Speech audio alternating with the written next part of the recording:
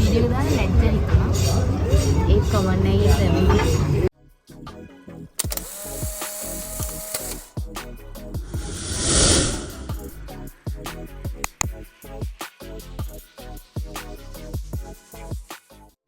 කොහොමද යාළුවනේ?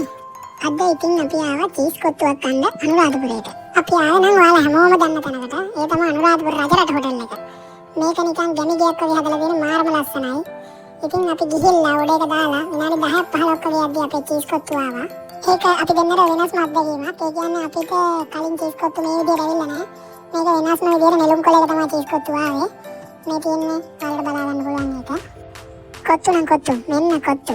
චීස් කොත්තුවක් කරනවා නම් මේ ගානටවත් චීස් කොත්තුව හදලා තියෙනවා. මාරම රසක් තියෙන්නේ. කියන්න කිසිම දෙයක් නැහැ. කියන්න කිසිම වරදක් නැහැ. අද වෙනකන් කපු රසම චීස් කොත්තුව තමයි මේක.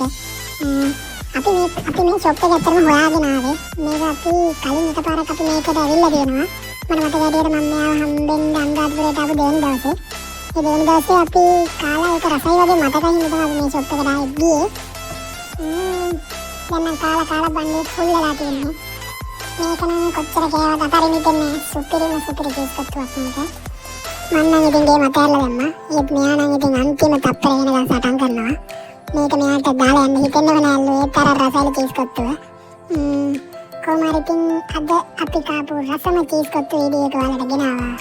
එහෙනම් අපි අදට ගිහින් එන්නම්. බයි බයි බයි.